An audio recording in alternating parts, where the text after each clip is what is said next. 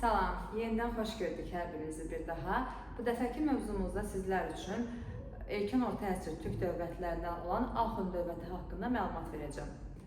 Öncəki dərsimizdə söyləmişdim ki, xalqların böyük köçü prosesi nəticəsində bir sıra Hun tayfaları Qərbi Avropa, bəziləri Mərkəzi Asiya, bəziləri isə Mərkəzi Asiyanın cənubunda məskən salmışdılar. Və məhz Mərkəzi Asiyanın cənubunda Hindistandan bir qədər yuxarı, amma bir qədər də Hindistan ərazilərini əhatə edən torpaqlarda Axund dövləti yaradıldı.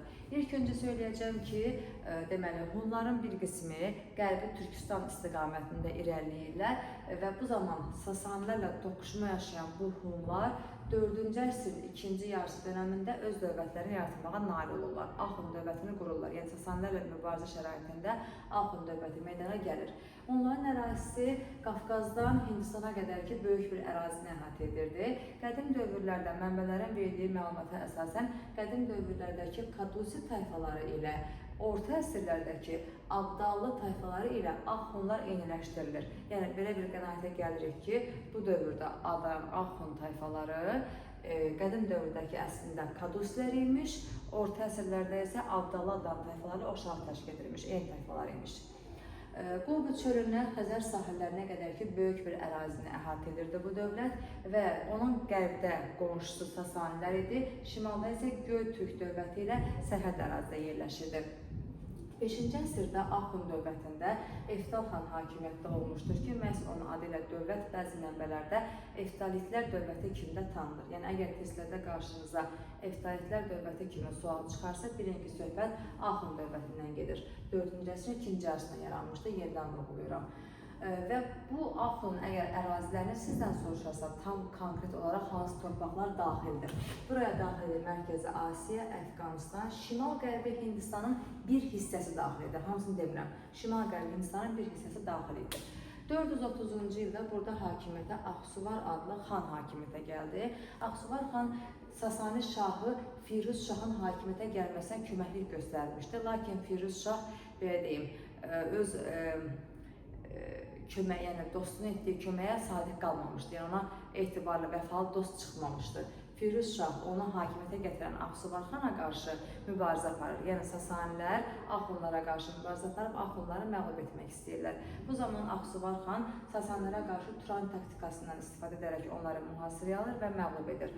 Lakin məğlub olmasına baxmayaraq, burada hətta Firuz şah iki tərəfin əskərlərinin gözü qarşısında gəlib diz çökərək Axsuvardan üzr istəməsinə və onu bağışlamasına tələb etməsinə baxmayaraq, yenə Firuz şah sakit durmur. Yenidən Axundların ərazilərinə soxulurlar, yenidən yürüş edirlər və bu nəticəsində artıq Axsuvar xan sakit dayanmır. Axsuvar xan Firuz şaha qarşı ölkə ərazisində xəndəklər qazdırır və bu xəndəklərdən xəbəri olmayan Firuz şah öz ordusu ilə gələn zaman bu xəndəklərə düşərək ölür və beləliklə də Axsuvar xan Sasanilər üzərində qələbə qazanır, onları məğlub edib özünə tabe etməyə nail olur.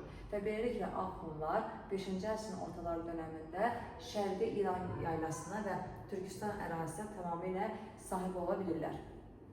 484-cü ildə növbəti dəfə Sasanilər üzərində qələbə qazanan Axsuvar, yəni Vədəst Axundlar Herat şəhərini işğal edirlər. Baxın, deyirəm, 5-ci əsrin ortalarında Şərqi İran yaylasına və Türkistan sahib olurlar.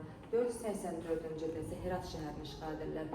Və biz burada deyəcəyik ki, Firuz şahdan sonra onun oğlu 1-ci Qubad gəlmişdi hakimiyyətə Sasani dövlətində.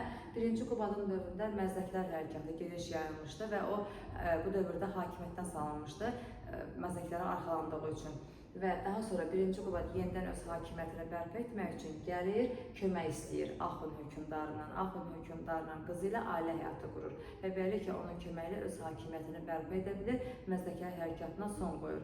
1-ci Qubadla Axund hökmdarının qızının olan izdivacından dünyaya gələn uşaq isə 1-ci Xosrov Ənuşirvandır ki, onun haqqında siz Azərbaycan tarixində öyrənmişsiniz. 6-cı əsr dönəmində Axundlarda biz deyəcəyik ki, Mihraqul adlı xanın dövrü oldu hakimiyyətdə. Onun dövrü ən güclü dövr hesab olunur. Onun dövründə yəni güclü təlim görmüş, daimi nizami ordu yaradıldı. 700 döyüş filinə malik idilər. Mihraqulların dövründə Hindistanın şimal-qərb torpaqlarının tamamilə işğalını həyata keçirdi. Artıq onun dövründə dövlət Hindistanın Ağal gölünə Aral gölünə, Tibetdən isə, yəni Tibet dağlarına, Xəzər dəniz sahillərinə qədər ki, böyük bir ərazini əhatə edirdi. Lakin bu qədər güclü olmasına baxmayaraq 6-cı əsr dövründə müxtəlif dinlərin yayılması səbəbilə zəifləyən Axund dövləti 567-ci süqut etdi və onun süqutu olan dövlətlər Göytürklər, Sasanilərin birləşmiş qüvvələri idi. Belə ki, tarix səhnəsindən çox qısa bir zaman ərzində silindi Axund dövləti Göytürk və Sasanilərin yürütdüyü siyasət nəticəsində. Dərsimiz haqqında bu qədər oldu. Sağ olun.